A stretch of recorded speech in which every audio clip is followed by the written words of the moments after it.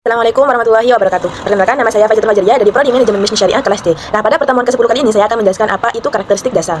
Nah, pada slide yang pertama ini akan menjelaskan apa sih itu konsep dasar jasa dalam perspektif pemasaran. Nah, langsung saja, bagaimana konsepnya itu dengan demikian. Konsep dasar jasa dalam perspektif pemasaran tidak hanya membahas definisi, tapi juga mencangkup implikasi manajerial terhadap strategi komunikasi, kualitas, kepuasan, dan loyalitas pelanggan. Itu konsep konsep dasar jasa dalam perspektif pemasaran. Baik, selanjutnya itu adalah definisi dan ruang lingkup jasa. Nah, definisinya itu adalah jasa adalah sebagai suatu tindakan atau kinerja yang dapat ditawarkan oleh satu pihak kepada pihak lain yang pada dasarnya tidak berwujud dan tidak menghasilkan kepemilikan. Itu definisi jasa.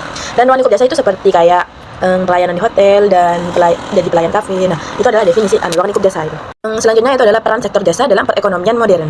Nah, bagaimana peran sektor jasa dalam perekonomian modern?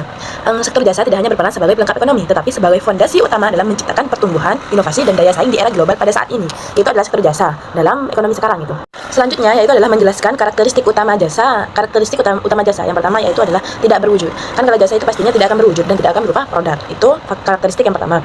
Dan karakteristik yang kedua yaitu adalah tidak terpisahkan. Maksud dari tidak terpisahkan yaitu adalah ya berarti produksi dan konsumsi jasa terjadi secara bersamaan. Misalnya itu terjadi dalam kasus dalam kasus ya pendidikan, layanan pendidikan, layanan kesehatan atau layanan perbankan, itu yang dimaksud dengan tidak terpisahkan. Karakter yang selanjutnya itu adalah heterogenetis, yaitu adalah mengacu pada kenyataan bahwa kualitas jasa dapat berbeda bergantung pada siapa yang memberikan layanan, kapan dan di mana layanan tersebut diberikan. Itu yang dimaksud dengan heterogenetas.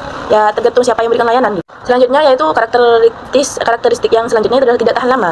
Nah, maksudnya tidak tahan lama yaitu tidak dapat disimpan atau diinventarisasi untuk digunakan dan di masa mendatang. Itu yang dimaksud dengan tidak tahan lama.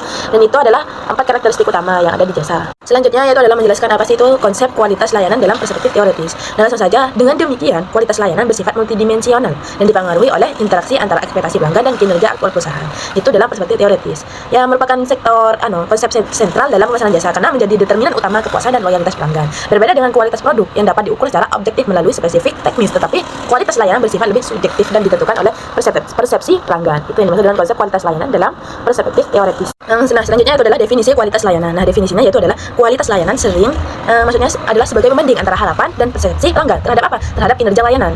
Itu dimaksud dengan definisi kualitas layanan. Ya, biasanya itu adalah menjadi bandingan biasanya kan di hotel itu. Nah, di layanan hotel ini gini, nah sedangkan di layanan hotel gini gitu. Ya baik, dan sedangkan di sini kurang baik. Nah, itu yang dimaksud dengan perbandingan antara harapan dan persepsi orang gitu. Itu yang dimaksud dengan definisi kualitas layanan. Selanjutnya itu adalah model Survey dalam mengukur kualitas layanan. Ya seperti biasa, ada 1, 2, 3, 4, 5 model. Itu adalah bukti fisik, keandalan, daya tanggap dan jaminan, dan terakhir itu empati. Ya bukti fisiknya seperti fasilitas, ya dan lainnya itu udah. Dan keandalan adalah kemampuan memberikan layanan secara akurat dan konsisten. Sedangkan responsif itu adalah daya tanggap, ya kesigapan membantu pelanggan dengan cepat, itu daya tanggap itu. Dan yang keempat itu adalah jaminan, ya seperti menumbuhkan kepercayaan terhadap pelanggan dalam karyawan tersebut gitu. Dalam pelayanan tersebut gitu. Dan yang terakhir itu adalah empati, yaitu perhatian dan pemahaman terhadap kebutuhan pelanggan. Itu yang model Survey dalam mengukur kualitas layanan. Nah, selanjutnya itu adalah hubungan kualitas layanan, kepuasan dan loyalitas pelanggan. Nah, kan hubungannya itu adalah jika kualitas layanan itu bagus, maka akan menciptakan kepuasan bagi pelanggan. Nah, jika pelanggan puas, maka loyalitas pelanggannya akan sangat baik. Itu adalah hubungan dari ketiganya tersebut. Selanjutnya itu adalah bauran pemasaran jasa marketing MIK 7P. Nah, maksudnya itu adalah bauran pemasaran jasa 7P ini adalah merupakan pengembangan dari konsep bauran pemasaran tradisional yang diperluas dengan 3 elemen tambahan, yaitu people, proses, dan physical event gitu. Nah, penambahan ini dilakukan karena karakteristik jasa yang berbeda dari barang, terutama dalam hal intangibilitas dan keterlibatan manusia dalam proses produksi dan konsumsi. Nah, apa saja sih 7P tersebut? Yang pertama itu adalah produk, dan yang kedua adalah price, dan yang ketiga place, yang keempat promotion, kelima people, keenam proses, ketujuh physical event, yaitu adalah bukti fisik. Itu adalah 7P. Nah, selanjutnya itu adalah integrasi karakteristik jasa dan 7P dalam meningkatkan kualitas layanan. Nah, integrasinya itu adalah karakteristik jasa dan 7P memungkinkan perusahaan mengurangi kesenjangan kualitas, yaitu seperti survei quality gap, dan meningkatkan kepuasan pelanggan secara berkelanjutan. Itu adalah integrasi antara karakteristik jasa dan 7P.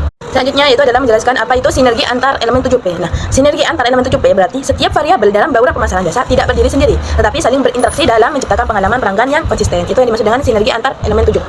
Dengan maksud demikian adalah pendekatan integratif lebih efektif dibandingkan pendekatan parsial. Itu yang dimaksud dengan sinergi 7P tersebut. Strategi diferensiasi layanan berbasis 7P. Nah, ini akan menjelaskan tentang ini. Dalam persaingan industri jasa yang semakin ketat, diferensiasi menjadi strategi utama. Untuk apa? Untuk menciptakan keunggulan kompetitif. Nah, karena jasa sulit dibedakan secara fisik, diferensiasi sering dilakukan melalui pengelolaan elemen 7P.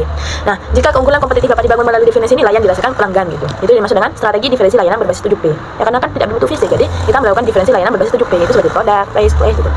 Nah, selanjutnya itu adalah tantangan implementasi 7P dalam industri jasa. Nah, apa saja sih tantangannya? Yang pertama adalah kompleksitas koordinasi internal.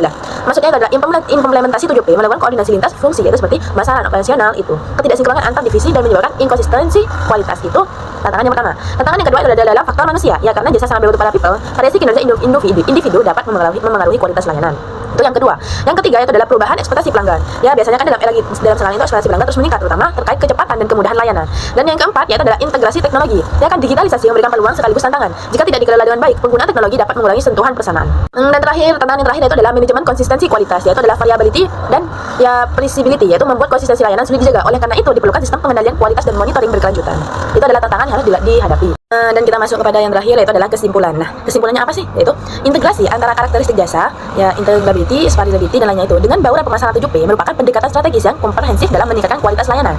Dan sinergi antara elemen 7P mampu menciptakan pengalaman pelanggan yang konsisten, bernilai dan berdaya saing, sekaligus menjadi dasar dalam membangun diferensiasi dan keunggulan kompetitif yang berkelanjutan. Namun, keberhasilan implementasinya sangat bergantung pada koordinasi internal yang kuat, pengelolaan sumber daya manusia yang efektif serta kemampuan perusahaan dalam beradaptasi terhadap dinamika pasar dan perkembangan teknologi. Sehingga pemahaman yang mendalam terhadap karakteristik jasa menjadi fondasi utama dalam merancang strategi pemasaran jasa yang efektif.